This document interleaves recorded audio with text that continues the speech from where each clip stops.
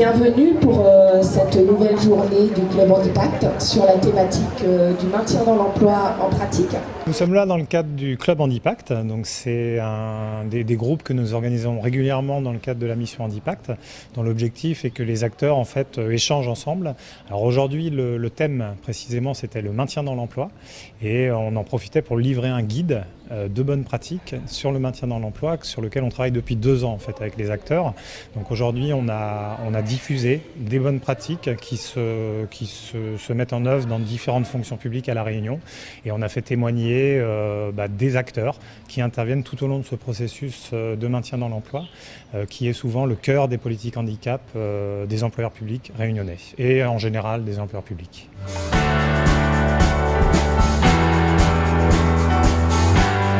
Je travaille au service médico-social et au quotidien, donc je dois collecter un certain nombre de données pour avoir un état des lieux de la situation du handicap au sein de la collectivité. Vous parliez tout à l'heure de fiches agents.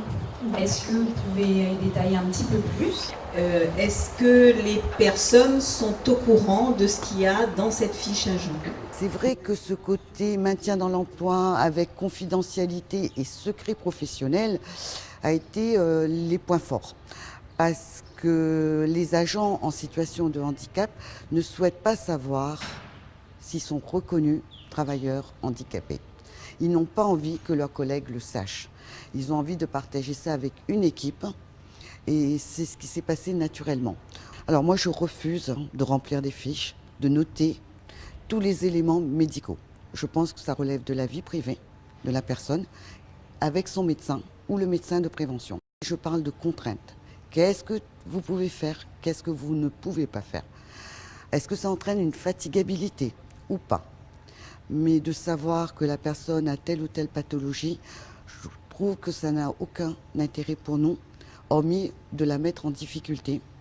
Parce qu'à ce moment-là, quand on va sur ce champ-là avec cette personne, elle risque de s'effondrer et de ne plus construire son projet professionnel. 2 questions exactement. La première, c'est de savoir, est-ce que les réunions que vous faites, c'est uniquement du cas par cas, ou est-ce que vous avez des réunions régulières, une fois par semaine?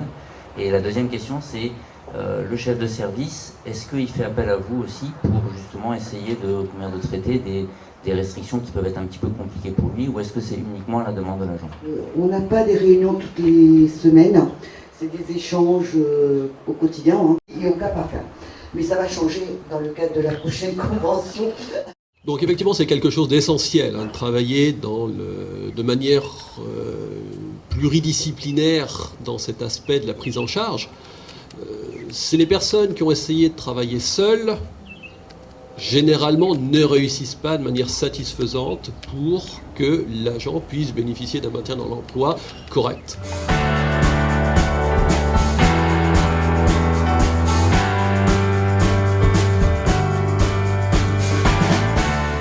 On a eu plusieurs cas à la mairie de Saint-Paul où on s'est rendu compte que la compensation du handicap ou le maintien dans l'emploi mettait les bénéficiaires de ces actions en insécurité par rapport au reste de l'équipe qui voyait ça comme du favoritisme, qui ne comprenait pas comment ça se fait que cette personne-là elle ait des adaptations alors qu'eux ils ne l'avaient pas.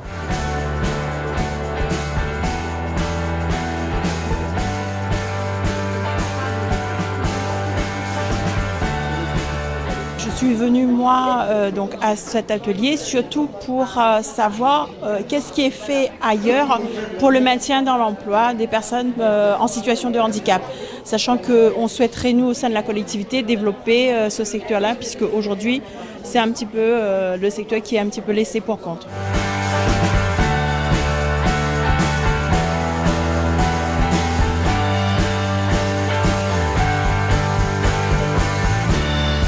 Le handicap fait peur, et c'est pas un peu peur, c'est beaucoup peur.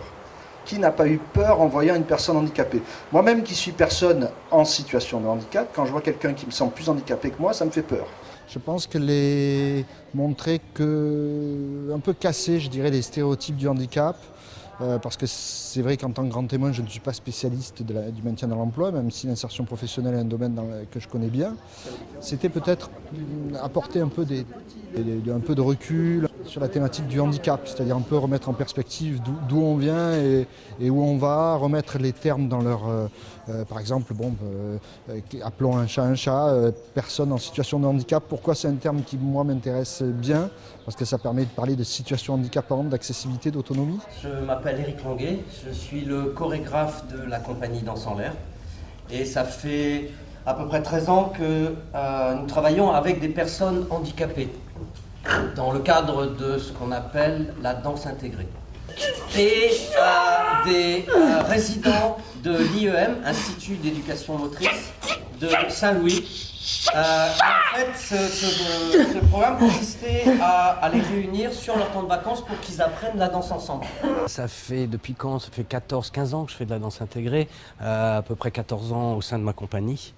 La danse intégrée sont des ateliers de danse intégrant des personnes handicapées et non handicapées. On s'est dit, mais comment ça, il va pas y arriver? Qu'est-ce qu'on n'a pas dit à cette équipe pour qu'ils ne comprennent pas le sens, enfin, l'essence de ce qu'on fait?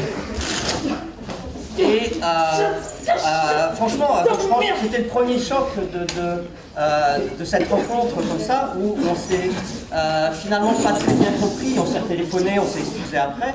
J'ai une pédagogie particulière, à la limite, il n'est même pas obligé d'avoir de personnes handicapées. C'est où on prend en compte toute la personne.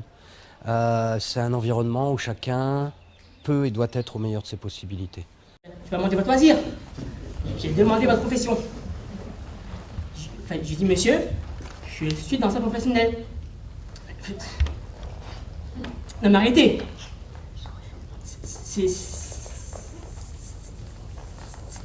C'est quoi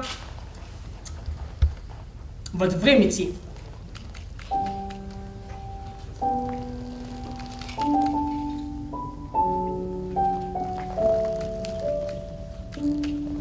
Ça fait bientôt 6 ans que je danse déjà. Et donc là, je suis très fière de faire partie de cette compagnie-là.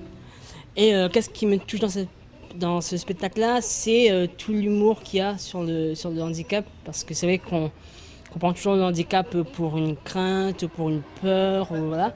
Et on se détourne ça en très grand humour. Et c'est chouette, c'est très bien, quoi. C'est handicapé quand tu pars au cinéma, mais que tu ne peux pas t'asseoir sur ce beau fauteuil rouge. Tu sais que tu n'es pas handicapé quand tu peux faire la bise à une fille et qu'elle n'est pas obligée de se mettre à genoux. C'est handicapé quand les gens te parlent en articulant et en exagérant comme si tu étais complètement con. Il dit, c'est Wilson, qu'est-ce qu'il a mangé aujourd'hui, Wilson? Est-ce qu'il a fait manger ça aujourd'hui, Wilson? Est-ce qu'il a fait caca, Wilson? Je crois que le Handipact, il réussit à oser. Et c'est une incitation forte que nous envoyons à l'ensemble des acteurs sur le sujet du handicap. Il faut oser montrer, il faut oser dire, il faut oser regarder, il faut accepter l'autre en tant que tel, accepter de lui offrir une place dans notre société.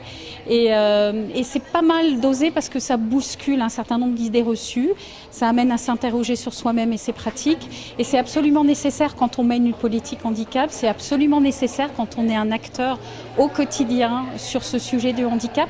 À La Réunion, on a énormément progressé depuis 1 ou 2 ans que le Handipact a commencé à être mis en place, que les acteurs se mobilisent. On a un réseau qui aujourd'hui est d'une extraordinaire force et qui ose porter un regard nouveau sur ce sujet-là.